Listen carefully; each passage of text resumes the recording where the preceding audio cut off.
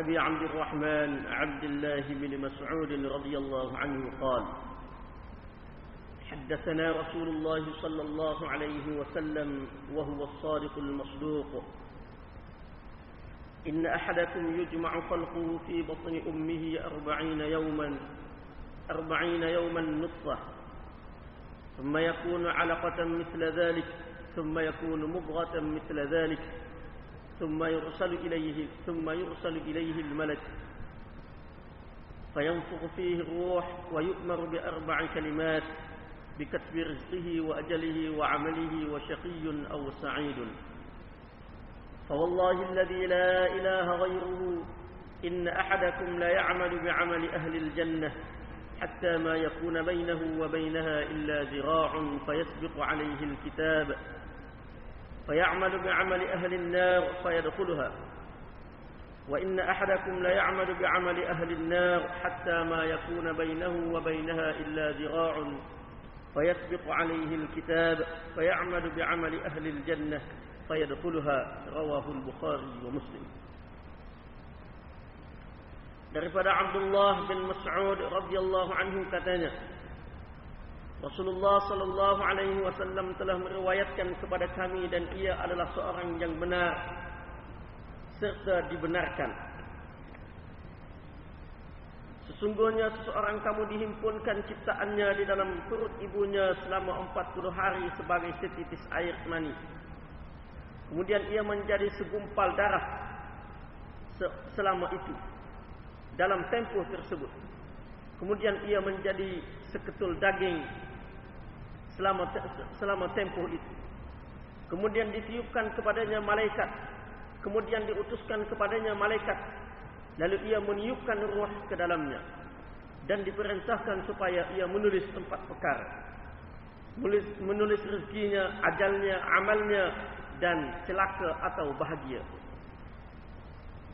Demi Allah yang tidak ada Tuhan selainnya, sesungguhnya seseorang kamu pasti akan beramal dengan amalan ahli syurga sehingga jarak di antaranya dengan syurga hanyalah sehasta. Lalu ketentuan mendahuluinya, maka ia beramal dengan amalan ahli neraka, lalu ia memasukinya. Dan sesungguhnya seseorang kamu benar-benar beramal dengan amalan ahli neraka sehingga jarak di antaranya dengan neraka hanyalah sehasta. Lalu ketentuan mendahuluinya, maka ia beramal dengan amalan ahli syurga, lalu ia memasuki syurga. Hadis riwayat Bukhari dan Muslim.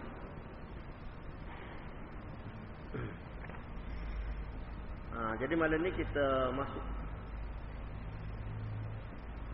minggu kelima hadis ni.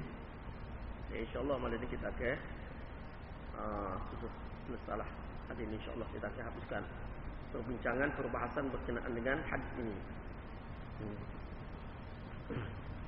Jadi kita sambung kepada perbahasan sebelum ni. Perbahasan sebelum ini iaitu perbahasan berkenaan dengan pengajaran daripada takdir. Pengajaran daripada takdir. Jadi sebelum ni kita telah sebut dah berkenaan dengan daripada takdir itu membimbing seseorang hamba kepada 2 perkara, iaitu peraturan iman dan tauhid, iaitu beriman kepada takdir, dan juga peraturan agama syarak dengan cara melaksanakan segala sebab, iaitu perintah pengajaran supaya melaksanakan segala sebab yang boleh menyampaikan seseorang kepada kebaikan takdir dan menghalang daripada keburukan takdir. Kemudian kita pergi pula kepada pengajaran daripada hadis ini, iaitu berkenaan dengan apa yang telah ditentukan oleh Allah Subhanahu wa taala di dalam hadis ini.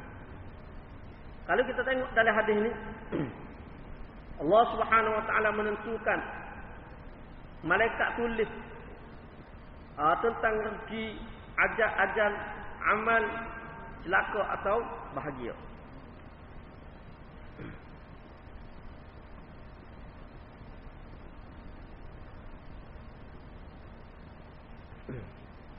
Jadi di dalam hadis ini bukan bermakna bila mana sesuatu perkara itu segalanya telah ditentukan oleh Allah Subhanahu wa taala maka kita berserah diri kepada takdir sepenuhnya, bukan dengan makna lagu tu.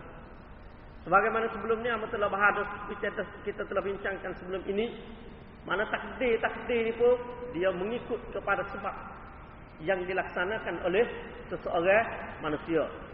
Dan juga kita tengok di dalam ayat Al-Quran yang telah kita baca sebelum ini, mana Allah Subhanahu Wa Taala mudah kepada benda baik, mudah kepada benda tak baik.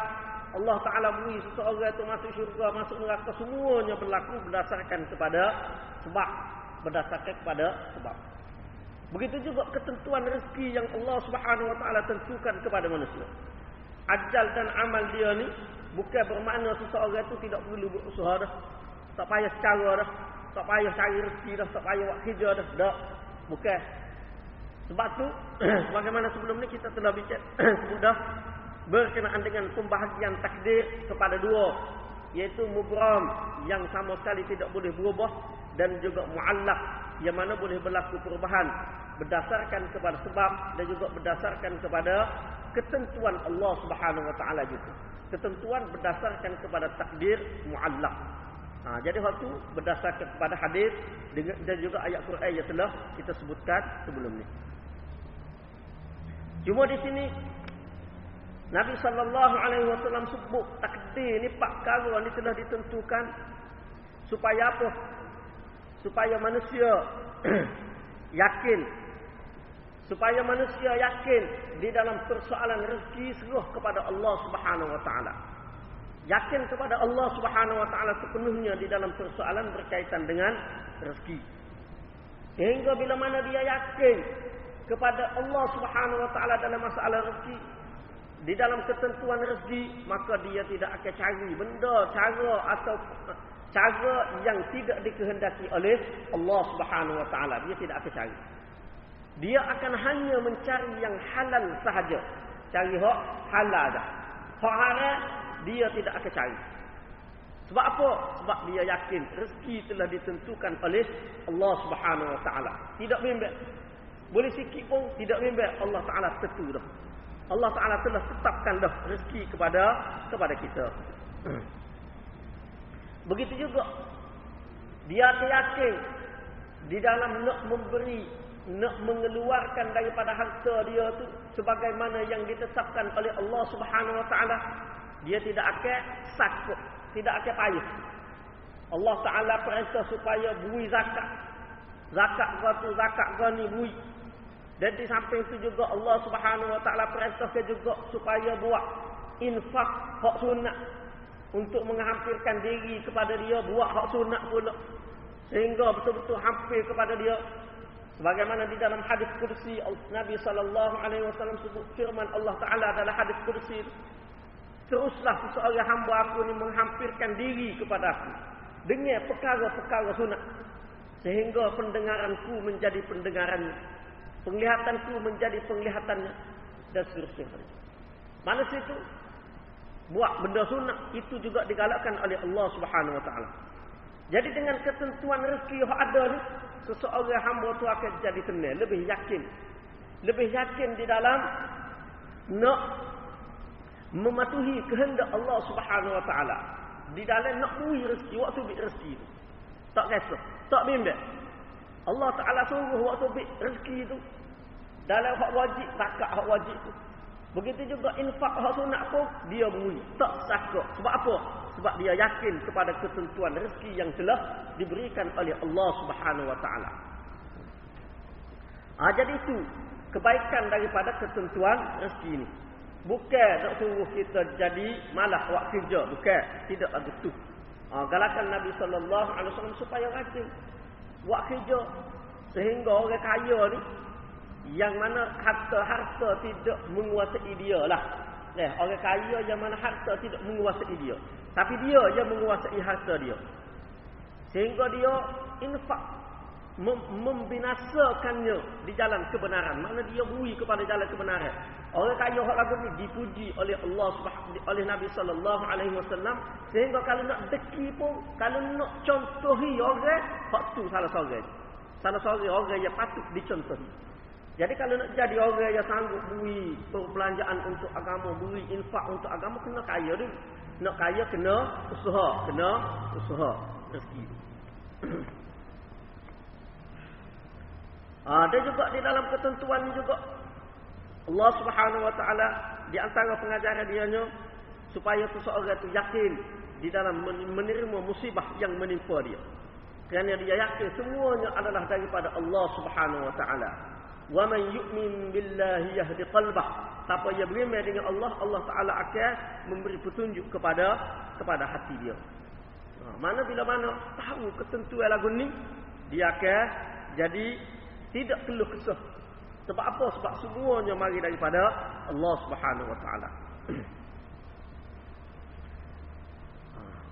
Begitu juga di antara pengajaran seterusnya daripada ketentuan takdir ini, daripada 4 ketentuan ini, dia mengajar hamba supaya bila mana memperolehi sesuatu nikmat, boleh sesuatu nikmat, dia akan bersyukur kepada Allah Subhanahu wa taala.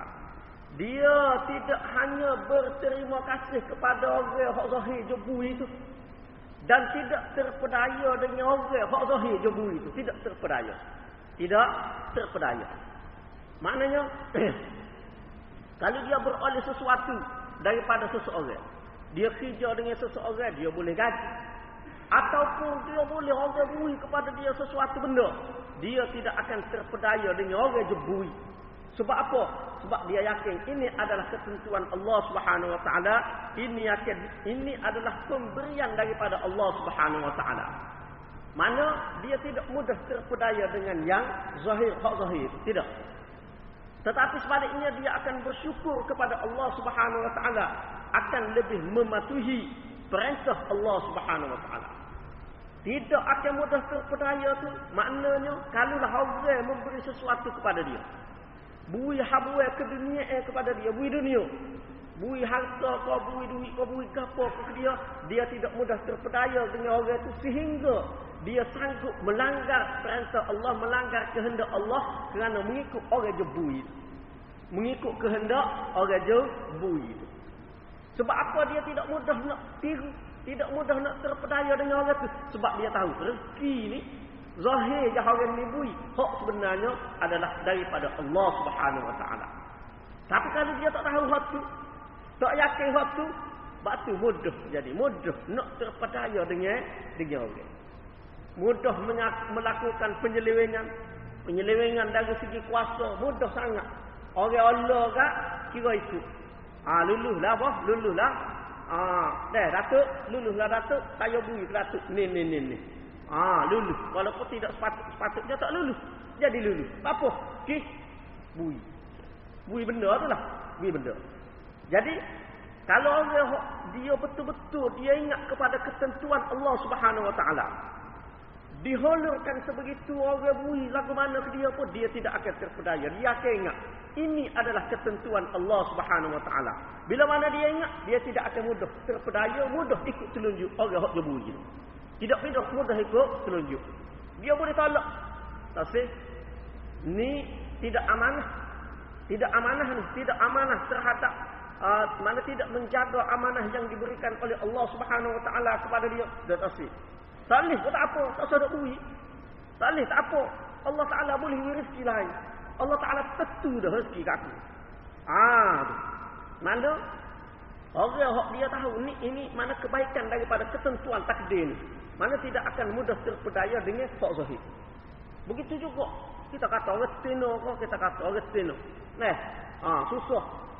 Orang bui syarat boleh. Kena kadar tubuh tu. Kena kadar tubuh. Kena tubuh.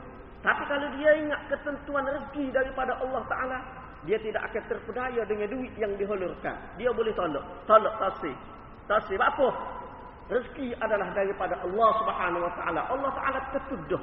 Kalau awak tak sibui pun, saya tak ada apa-apa. Bila Allah Ta'ala tentu lagu tu lah boleh untuk saya. Tak kisah. Saya tak kisah. Makna boleh tolak. Boleh tolak dengan mudah. Tidak mudah terpedaya dengan zahir yang mengholurkan. Mana boleh tolak dengan mudah. Mana itu kebaikan ataupun pengajaran daripada ketentuan rezeki yang telah Allah Subhanahu wa taala berikan kepada seseorang. Yakin. Jadi tidak terpedaya dengan zahir yang memberikan. Supaya kita katalah deh. Kita kata, posme je ngata surat deh. Posme je ngata surat.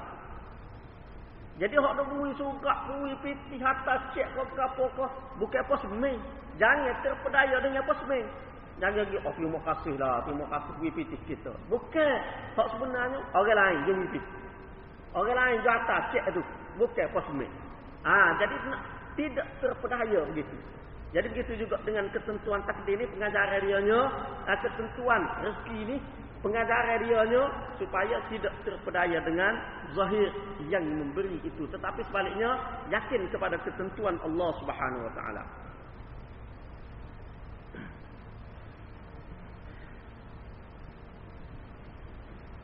Dan juga di antara pengajaran dia lagi daripada ketentuan ni, seperti ketentuan ajal, menyebabkan seseorang itu tidak takut untuk berjuang di jalan Allah. Tak bimbang. Tak bimbang dengan ancaman di dalam berjuang untuk agama, di dalam menegakkan agama, tak bimbang. Sebagaimana sahabat-sahabat radhiyallahu anhum dahulu tak takut. Tak takut mati. Tak takut mati. Jadi di antara sebab dia, kerana dia yakin pokok mana pun ajal itu akan datang, dan ajal itu adalah mengikut sebagaimana yang telah ditentukan oleh Allah Subhanahu wa taala. Dia yakin dah tu. Dia yakin dah hatu tu. Sebab tu dia tak bimbang.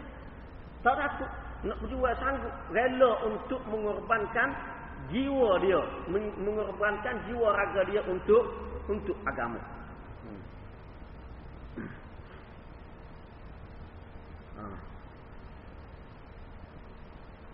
Kemudian kita tengok di dalam hadis ini seterusnya, selepas daripada itu Nabi sallallahu alaihi wasallam sebut seseorang itu dia benar-benar beramal dengan amalan ahli syurga. Betul-betul dia beramal dengan amalan ahli syurga, sehingga jarak di antara dia dengan syurga tu dekat sangat dah. Dekat telajuk dah, sehasta je. Jadi sehasta tu mana dekat sangat dah dia dengan syurga.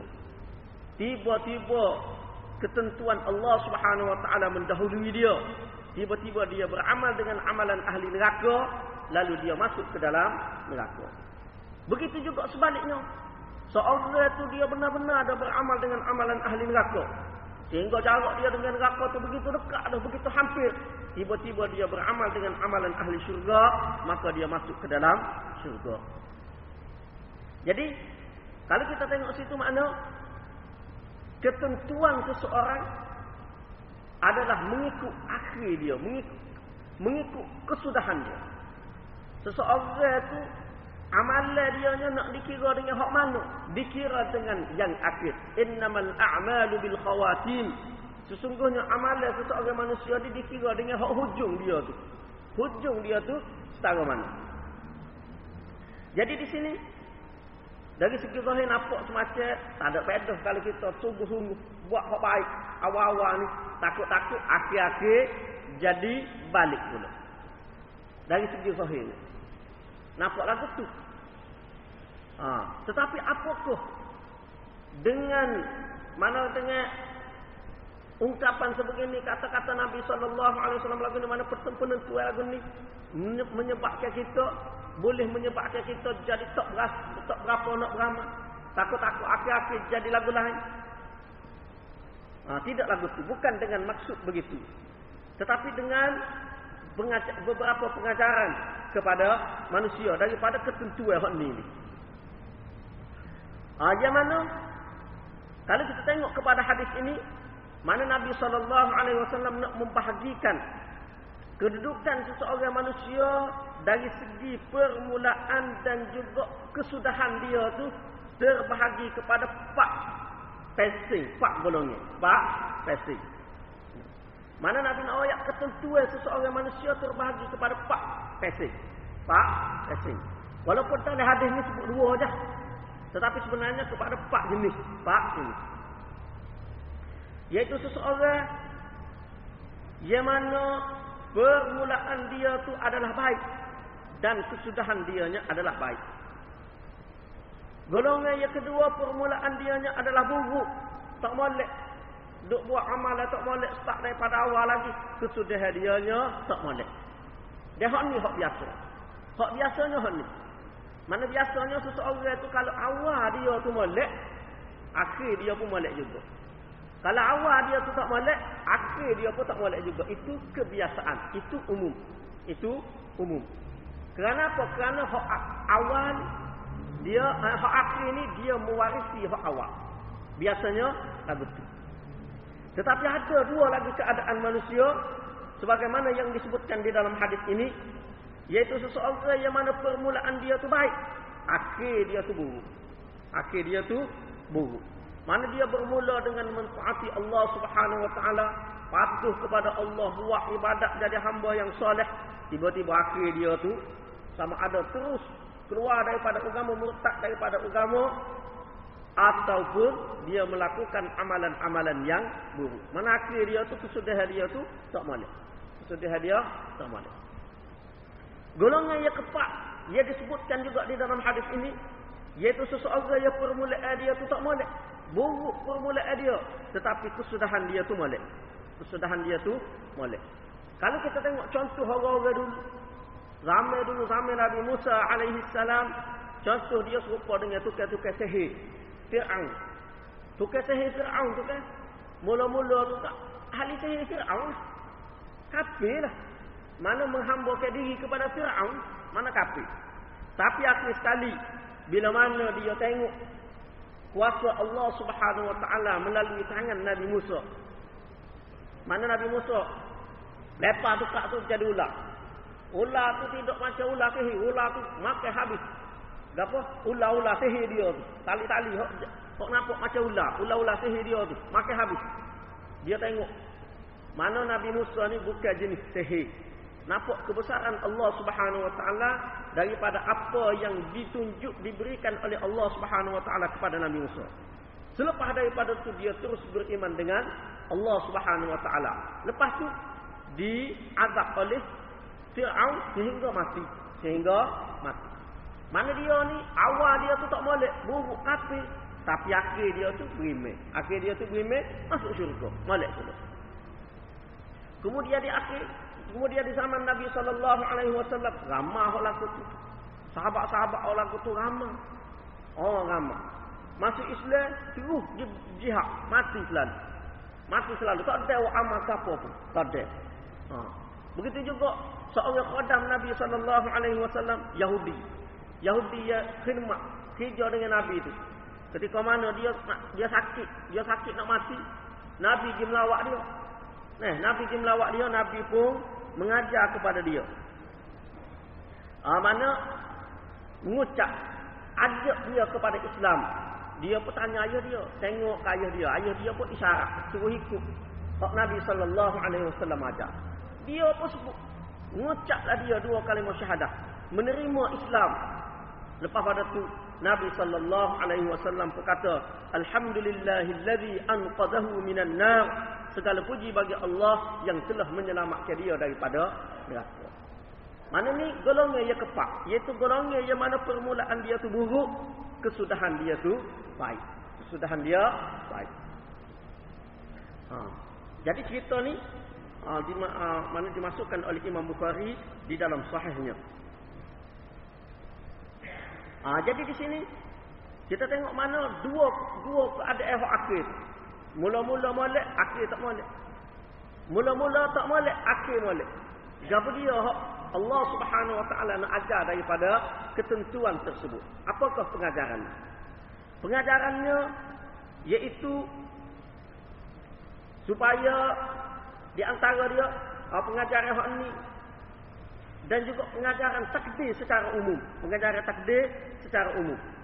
Iaitu supaya manusia ni kembali kepada Allah Subhanahu wa taala. Di dalam dia nak memperolehi sesuatu manfaat, di dalam dia nak menolak sesuatu kemudaratan, dia kembali kepada Allah Subhanahu wa taala. Dia merujuk kepada Allah Subhanahu wa taala.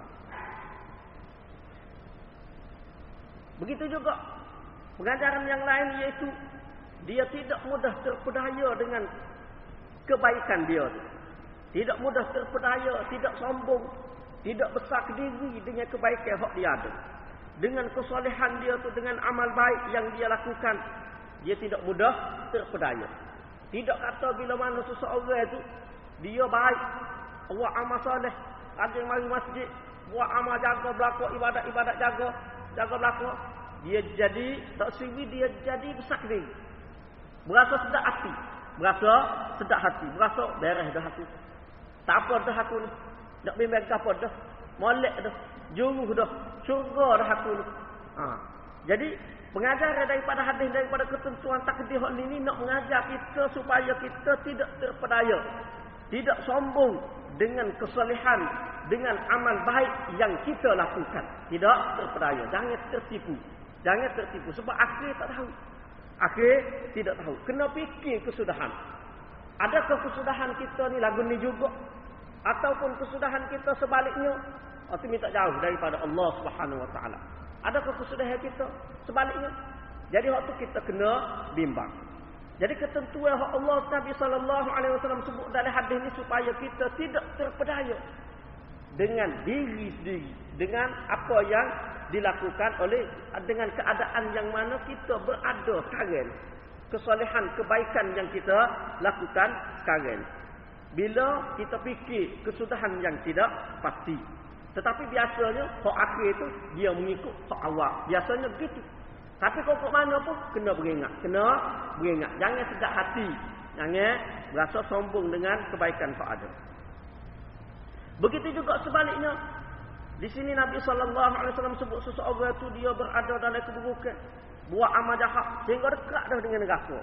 Tiba-tiba ketentuan mendahului dia, masuk pula syurga, buat amal syurga. Nak mengajar kepada orang yang jahat. Orang yang jahat supaya tidak putus asa daripada rahmat Allah Subhanahu Wa Taala. Jangan putus asa. Jangan berasa bila mana banyak buat dosa, bila mana duduk dalam maksiat, bila mana jauh daripada ibadat kepada Allah Subhanahu Wa Taala, berasa aku ni tak ada harapan dah. Tak ada harapan dah aku ni. Tak boleh nak buat apa dah. Tak jadi apa dah aku ni. Ahli neraka dah. Tak boleh nak buat apa dah. Biar pakai semua neraka semua ti. Buah hati sikit. Buah hati sikit.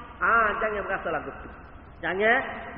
tu. Mana jangan putus asa daripada rahmat Allah Subhanahu Wa Taala. Sebab rahmat Allah Subhanahu Wa Taala mengatasi kemurkaan dia. Inna rahmati sabaqat ghadabi. Allah Ta'ala kata, rahmat aku mendahului kemurkaanku. Rahmat Allah Ta'ala lebih besar lagi daripada kemurkaan dia. Jadi mana? Jangan putus asa. Jadi mana di sini nak mengajar kepada orang yang hidup dalam maksiat, orang yang banyak melakukan dosa, jangan putus asa daripada rahmat Allah Subhanahu Wa Ta'ala. Rahmat masih terbuka luas lagi. Begitu juga di sini nak mengajar kepada kita supaya kita jangan pandai-pandai menentukan seseorang itu sebagai ahli syurga walaupun nyata pada dia tu amal-amal yang soleh. Jangan tentu lagu tu. Dan juga nyata kepada dia perkara-perkara yang mencari adab, perkara-perkara pelik nyata pada dia. Jangan mudah kita kata selalu ahli syurga dah dia. Ahli syurga tak ada apa dah dia. Jangan mudah kata lagu tu.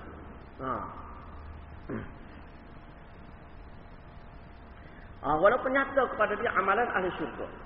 Sebab tu di dalam riwayat yang lain dia ada fima yabdu bainan nas. Ada tambahan lagu tu. Inna ahadakum la ya'malu bi amali ahli jannah fima yabdu bainan nas atau kama qala. Seseorang itu benar-benar beramal dengan amalan ahli syurga hak nyata di mata orang. Hak orang tengoknya dia tu beramal dengan amal ahli syurga, tapi hakikat sebenarnya wallahu alam tak tahu. Serah kepada Allah Taala. Sebab boleh jadi dia buat tu dia ada riak, ada sum'ah, ada ujub, dan ada nyakit-nyakit hati. Bahkan kalau ada benda-benda tu boleh menyebabkan seseorang tu jadi berubah di akhir dia. Dan seseorang ni dia nak berubah akhir tu daripada molek kepada tak molek, biasanya ada masalah tu. Ada masalah. Ada tu tak kena mana-mana. Ada. Sama ada mulut dia tak jaga ke, mulut dia dengan Allah Subhanahu Wa Taala ke, dalam bab agama ni dia tak jaga, mudah sangat nak kata kat orang mudah sangat nak alah orang ni. Boleh jadi. Lepas tu kena beringat. Lepas tu hadis ni mana nak mengajar jangan terpedaya. Dan juga jangan menetapkan seseorang tu ahli syurga selalu. Dia ni hafal gini semua. Ada gini dah. Lepas tu kita pegang pula letak apa panggil? Letak pula kebenaran dia tu pada